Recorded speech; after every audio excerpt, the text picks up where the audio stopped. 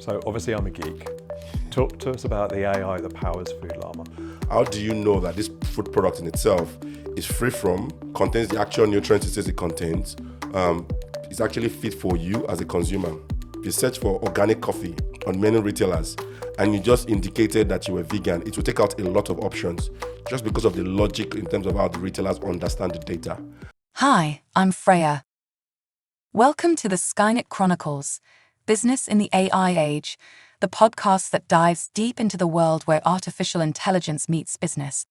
Join us as we explore the latest trends, challenges, and opportunities in this ever-evolving landscape. From innovative startups to established enterprises, we'll uncover the secrets behind the successful integration of AI technologies. So grab a cup of coffee, sit back, and get ready to unlock the mysteries of business in the AI age.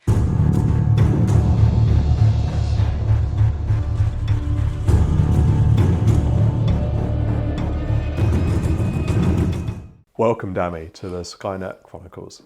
So to kick things off, could you share with our listeners what sparked your interest in addressing food intolerances and what led you to the entrepreneurial path?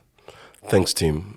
I wish I could claim ownership for the idea behind Food Llama, but it was my co-founder's personal experiences because it comes from a household with diverse food preferences.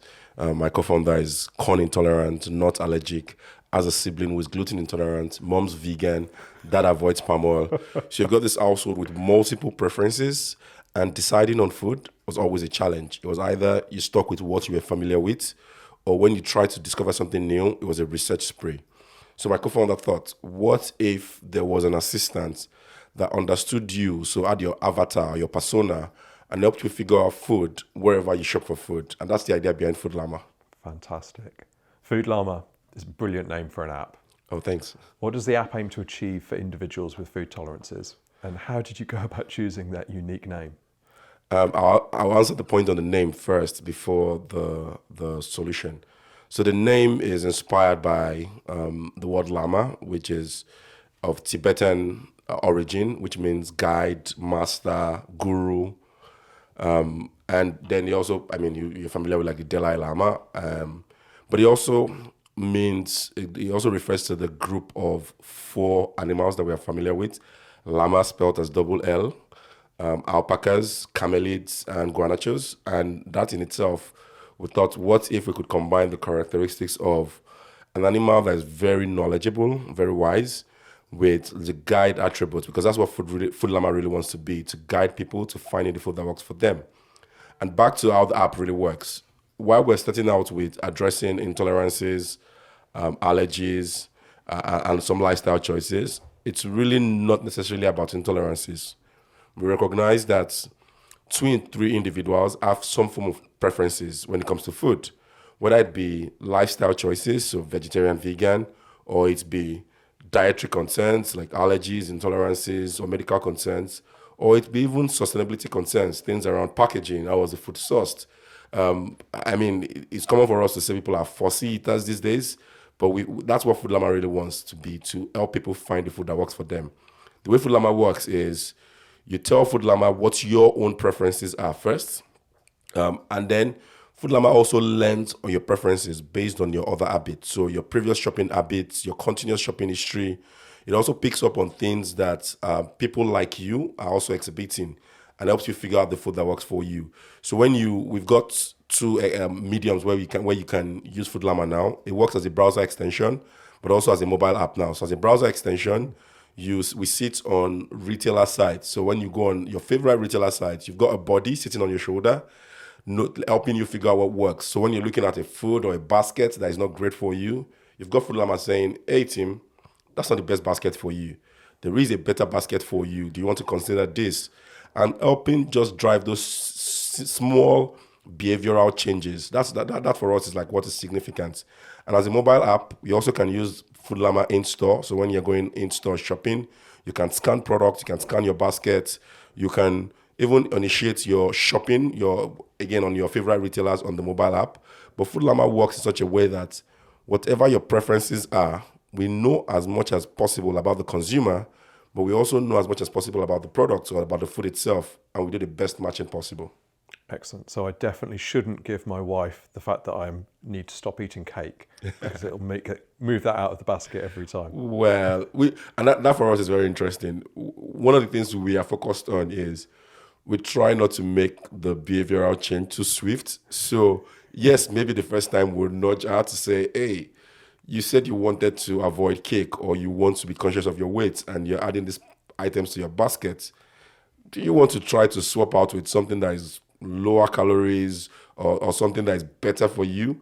The first time, if you don't take that nudge, we'll nudge you the second time. There are a few solutions out there that require very swift behavioral change, and they're really good for short-term outcomes. But what we've also seen is that those outcomes, I won't mention particular diets, people often either return back to status quo or even worse off after they've committed to such plans. Ours is very minimal commitment, but helping you find the best food and allowing you make better informed food choices.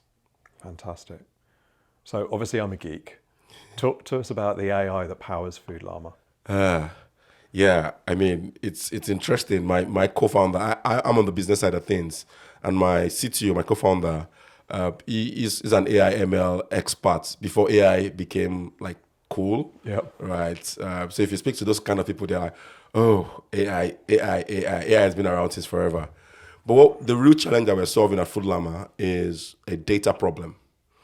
There are tons of data sources when it comes to food, but provenance is a challenge. So how do you know that this food product in itself is free from, contains the actual nutrients it says it contains, is actually fit for you as a consumer? Now, if you think about the way you can solve the problem as of today, retailers, if you think about groceries, retailers can provide you filters. Now, if you think about like a typical shopping experience, when you go on the retailer site, you've got filters you need to set up, and you need to use that every other page, right? But that's not the bigger challenge. The bigger challenge is that retailers don't know as much about the product itself because their real concern is on supply chain efficiency, ensuring that when you order what you order, they can deliver to you. But the burden of figuring out what works for you is on you as the consumer, which is why the biggest thing retailers focus on is on search, so that when you search, they'll give you the results and you can decide what works for you. But search process is actually very broken. So a typical experience we usually would say is that if you search for organic coffee on many retailers and you just indicated that you were vegan, it will take out a lot of options just because of the logic in terms of how the retailers understand the data. And that's where Food Llama is different. What we did was that we passed a couple of data sources, not just the data on the retailer when it comes to food, but there are also open source data sources that we also passed. And then we got domain experts to do some annotation. We did that and passed the data through a tokenizer. I hope I'm using the right word. Anas, if you ever see this, I hope I do you proud. But we passed that through a tokenizer because we don't have to strip words, right? So an example would be indicating that diced apple, squished apple, or squashed apple is the same as apple. Indicating that when you find certain complex words that I put in brackets, it's funny how those things are very important when you are doing passing of data, like brackets, commas, and how it changes the entire context of data. We had to do that, and we had to actually build our own tokenizers to understand the entire context. And for words that we're not very familiar with, because after we've passed that down, we then did some natural language understanding of specific words. So an example would be, this product is also made in a factory that makes XYZ, right? We had to build context for that to understand that. Yeah. But in certain instances, we couldn't understand it as much as we could. So we then got, when words were very indicative, we got domain experts, so nutritionists, to do manual annotation.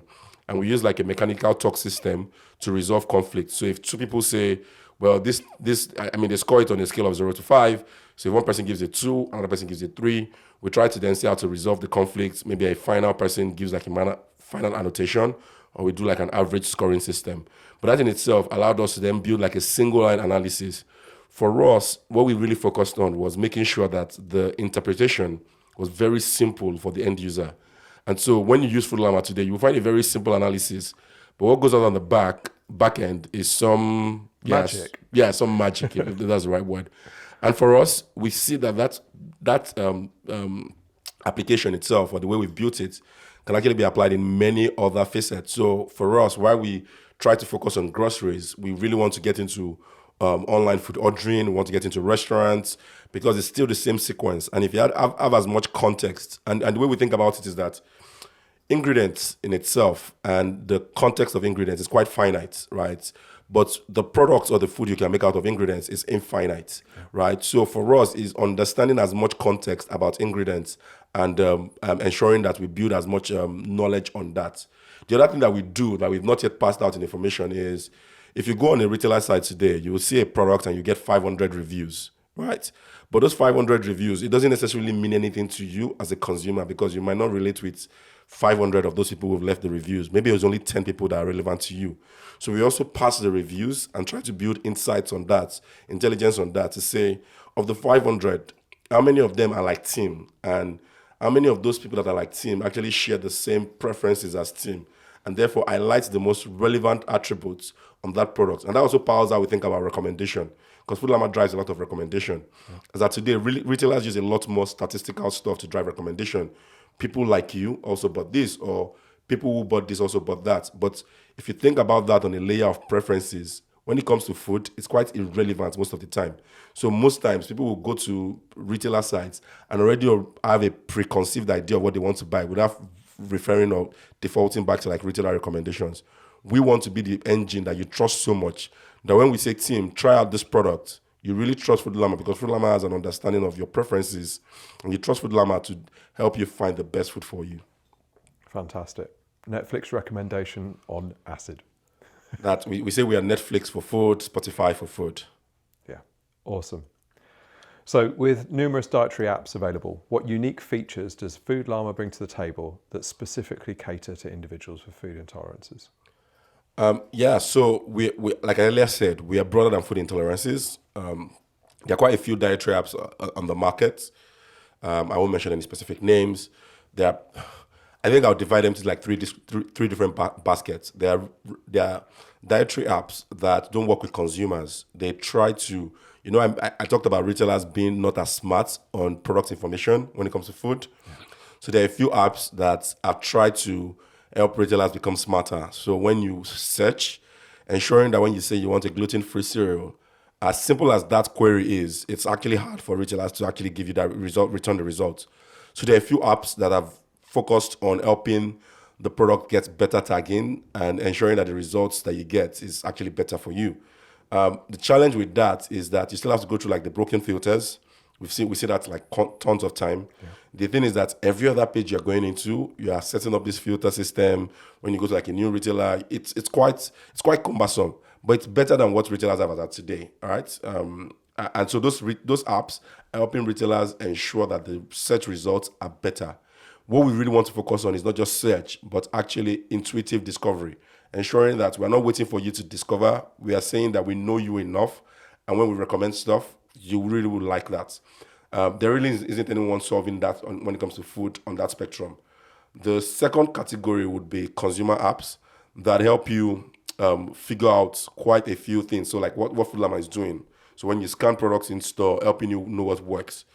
What we find is that for many of them, because of the disjoints between the point of discovery and the point of purchase, so when you go in store and you scan a product, they tell you an alternative, but you have to walk around the store and then find out where the alternative is. It's been very hard for them to actually monetize. There's a big one in Europe that has not of maybe about 35 million users, but the bigger challenge they've always had is they focus a lot more on helping you when you're in store and scanning, but monetization has always proven a challenge.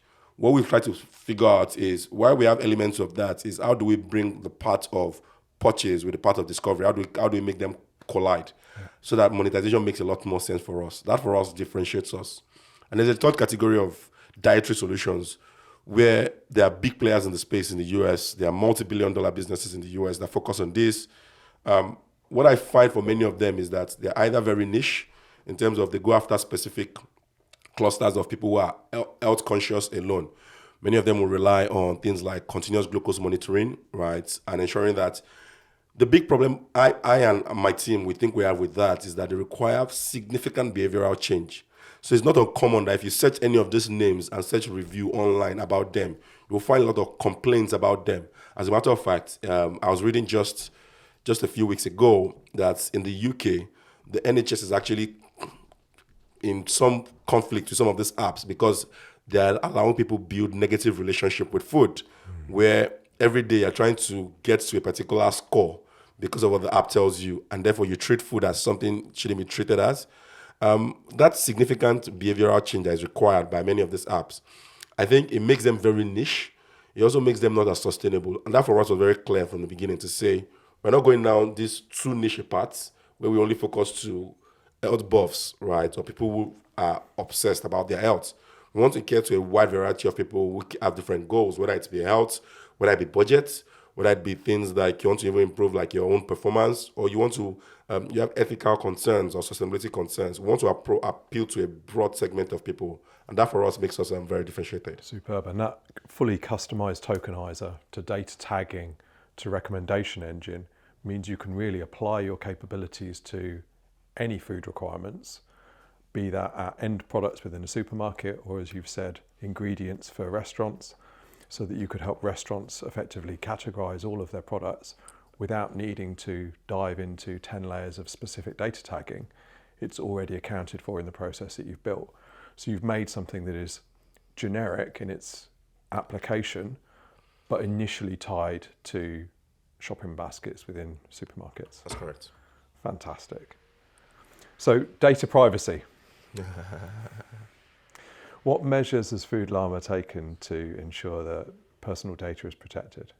Yeah, very good question. I would try again as much as possible to do Anna's proud, who's my co-founder.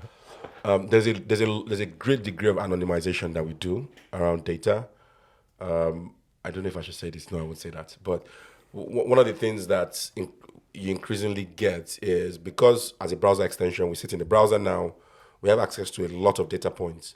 But there's quite a bit. We're very clear in terms of like the amount of data that we use from a consumer's point of view. We're also clear in terms of how we anonymize it.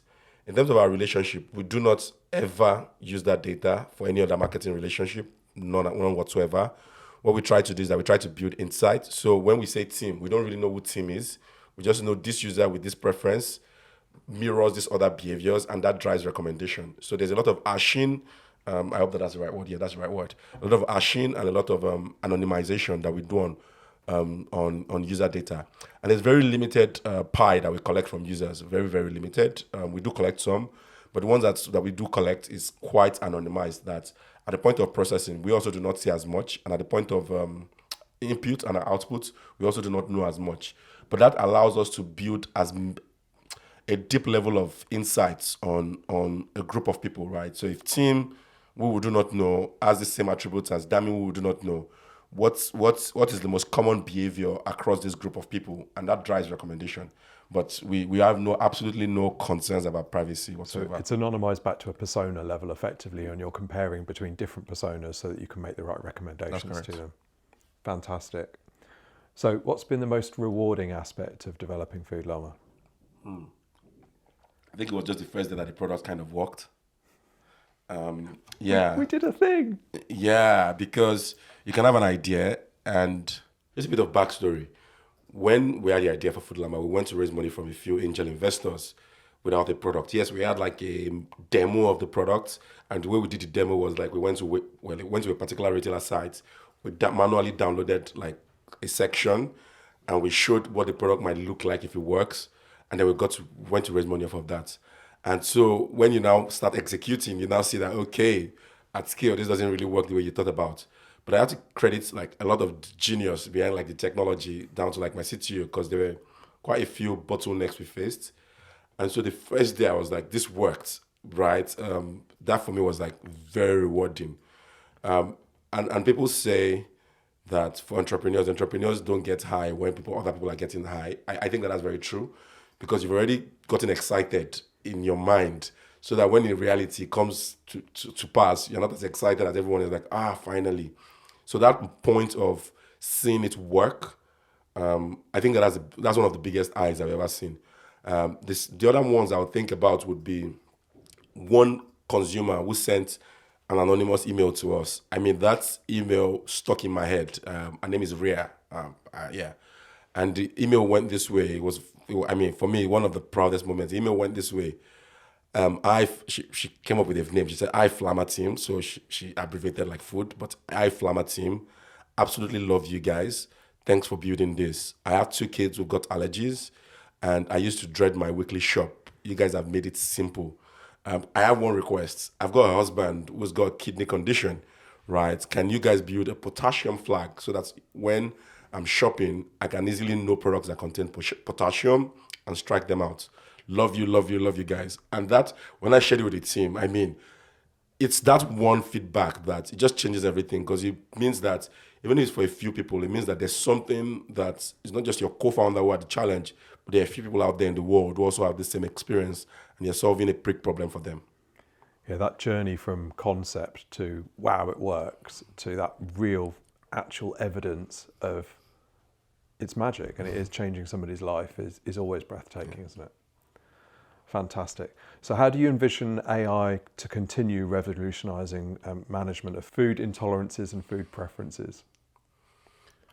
I don't know if AI on its own will revolutionize things. I think just a step back, I think beyond intolerances and allergies, consumer preferences would increasingly get fragmented. People are going to care about the most interesting of things, right? What is the color of the packaging? Yeah. Is the color representative enough, right? People are going to care about so many diverse things. And what it means is that consumers are increasingly going to get fragmented. And the way you as a brand or the way you as a retailer think about consumers when they're buying or shopping on your site is going to change. What AI would significantly do, and this is something that we're increasingly seeing, is that it would have enough, it would be able to build context per user, but also on a mass scale, right? So it's that ability to do one user, but also do it at a large scale. That will be very important. I think that, again, the other thing about data being broken across the value chain, so from farm down to table, that challenge still exists. And I hope that increasingly AI can solve that challenge where you have provenance along the entire value chain. And I mean, I make this reference back to my experience a few years ago in China in a restaurant called, it's not a restaurant, it's a shopping mall called Emma Fresh. And it was a live octopus, right? And it had a tag, a QR code. And you could scan the QR code and you could see the entire provenance around the journey, when it was born, where it has been to, the countries it went through to get to this particular location before it ends on your table. And you could get the octopus killed live and then ends up on your table. Yeah, but Each to their own. yeah, but that experience in itself, I increasingly see that AI would allow opportunities to learn about the provenance of food, because it's going to be important to people who care about what the food they're putting in their stomach and where it comes from and how it was processed. Fantastic. So how can people get involved and get access to Food Llama? So to get access to Food Llama, it's Food Llama, so as A Siri, foodllama.com, and you can install the browser extension or you could download the mobile app. It's available on Play and App Store. Fantastic. And is there any particular reason why people should do that now rather than delay? Well, if you, I think that's a very good question. One thing I talked about when we were raising funds, I went to say, why food? Beyond cats, food is probably the second most Googled thing, right? Cats increasingly are just number one. I don't know why, but food is one of the most Googled things. And everyone has some connection with food and they care about food. But you find that people wish that they either ate food that represents their values more, but actually do less. And it's a big term in the industry now. It's called the say-eat gap, where people say, I want to eat things that have less impact on the planet. I want to eat vegan for a month. I want to go vegetarian for the next 3 weeks. But they do less of that. Their baskets are showing a different lifestyle. So if you've got that gap, and I know that, I think if I remember the stats, it's about 67% again of people who say they have these particular values and wish they showed it, but their baskets reveal otherwise, right? If you're one of those people, then you should try out Food Llama. Food Llama's goal is simply to help you close that say-it gap and not be very intrusive. Just helping you figure out slowly what the lifestyle that you need to adopt to actually eat what you say. Guiding nudges. Yeah. Fantastic. So what advice would you give to others looking to develop technology or solutions in any sector, people who are new and starting up? You've obviously had an amazing journey. How should people go about being innovative and being entrepreneurial? I wish I had like an easy answer, because my journey to entrepreneurship was accidental. So I wasn't one of those, oh, I knew I was going to, no, it was accidental. It was pursuing a business opportunity back in Nigeria and someone saying, well, you might as well just apply as an entrepreneur yourself, start a business. And that's my journey to entrepreneurship. If I were to reflect on my journey so far, I would say that the first would be trying to figure out that there is a problem to be solved, because there can be a perception of a problem, but it needs to be real. And I make this joke, I don't think I've said it on the show so far, that when I started Food Llama with my co-founders, I was still in Nigeria then when Eve originally reached out to me on a co-founder matchmaking site. And when he reached out to me and told me about allergies, I'm an African child, all right? We don't really talk about allergies in Africa, right? Because your parents put food on the table. If you don't like eat it, well, you're going to bed hungry. You eat everything or that's it. Yeah. So when he reached out to me, I was like, I get the problem because I used to work in food manufacturing, but is there a really big problem? So I asked for a week and then I went to research and did a lot of reading. I'm like, okay, there seems something significant here that we could solve for. So understanding that there is a problem and there is a big market or big opportunity. Because in reality, when you start to execute, you discover that what you thought was the problem, or what you thought was the solution, changes or morphs continuously as you start to execute. But understanding that there is some indication of a problem and a big market keeps you grounded and keeps you focused. And my own thesis, I know that there are solo founders all around the world, but I would never do entrepreneurship alone. I would say find people that have shared passions, either within your network that you've cultivated, or just be as bold as my co-founder who found me on a co-founder matchmaking site. If a lot of people say it doesn't work, but I found my two co-founders, we've been going on 3 years now, on this co-founder matchmaking site. So however you need to find people that can get you on this journey, find them. And then the third is something that I am increasingly also executing on is find money before you build, right? Sell before you build as much as you can. Find people that, even if they're not committing money, they are committing to off-taking your product before you actually build. Because my team, I think my team works now. I'm the sales guy. Even though I'm the CEO, but I'm the sales guy. I've got a technical person. I've got a product person, right? Before we try to build as much, I go find people that would likely buy before we try to build. And I think that formula works a lot of time. That find people that will likely buy before you build. I think those will be the three things. And yeah, it doesn't make entrepreneurship easier. On some days I wake up and wish who told me to be an entrepreneur. But I said this to someone some time back that I think most entrepreneurs are some form of drug addicts, right? Because the only reason why you stay in the game is that you have these moments of highs, right? But there are so many moments of lows in between. But the ability to stay grounded is going from every low to the next high, and then to another low to another high. Yeah, that's... But aligned to that vision of making something amazing and having it work for lots of people. Yeah. Fantastic. I think that finding people that fill for the gaps that you have, we've all got areas of expertise and focus. And in order to have an effective team, you've got to fill for that. So you need your product, you need your technology, you need people that handle the empathy better than potentially a CEO might. And it's just filling for those gaps so that you've got a high-performing team. Yeah. When you look across it, all of the needs are met. They're not going to be met in a single person. Everybody has their key focuses and the things that they don't want to do. And finding that balance in your team is critical. I think there are people who argue that you can find those attributes in a single person. There is a book I recommend, Super Founders, Ali Naib. It makes this argument around analyzing quite a few of the big performing ones. But I think what is consistent is that a couple of big companies start with co-founders, but it ends up being one person at the end of the day, right? And so maybe that one person lends the attributes or imbibes those attributes over time. But I think there are some super solo founders in the world, but the odds are closer to zero than any other thing. Yeah, it's hard enough making a successful company in the first place. Don't try and do it on your own. Fantastic. So, final question. In what ways do you anticipate AI revolutionising the industry that you're in, and how is Food Llama poised to make the most of that? Good question. I think AI is revolutionizing every industry. Food typically is one of those industries that tends to move much slower than the others. Yeah. And I think even in terms of AI, it's not going to be any different. They're going to move just as slowly as they've always moved compared to other industries.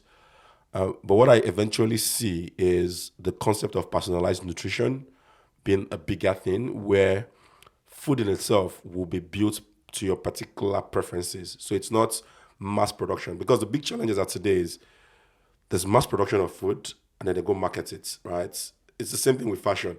Mass production of fashion, then go market it. Companies like Shine in fashion have shown that you can do small batch runs of personalized fashion items and sell to people. I think that's increasingly going to be true about food, whether there's an advisor of ours whose company does personalized gummies. Whether it's personalized gummies, maybe that's the future. But increasingly, personalized nutrition is going to be key, where the food that you eat will be very personalized to you, and it would reflect all of your own preferences and aspirations and goals, and not what you're just buying off of the shelf. Whether that's 10 years from now, whether that's 50 years from now, I don't know. But I know that that's going to be key. And why I know this is that if you find, like in the last 5 years, a lot of challenger brands that pick specific attributes were increasingly giving a lot of the big brands a run for their money, where you would pick like specific attributes and market only on those exclusive attributes. And the big brands would not be able to compete because they are very mass and they can't focus on those specific attributes. What that has then led to is that a lot of brands now are rethinking recipe formulation, where they are doing a lot of social listening, ensuring that when conversations are being had, they can go back and reflect on the social listening part, back on recipe formulation of actual products.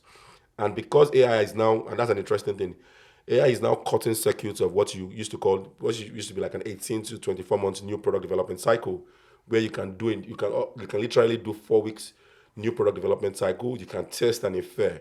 I increasingly see that even the big guys would shorten the runs of, you don't need to make 1 million packs. Maybe you need to do 10,000 packs and find 10,000 teams who are actually looking for that. That for me is what I see, personalized nutrition being like the big thing. Fantastic. Well, thank you very much for your time today. It's been great chatting with you, Dami. Look forward to seeing Food Llama everywhere, but maybe not letting my wife put no cakes on it. Okay, thanks. Awesome. Thank you very much. Thank you. Goodbye.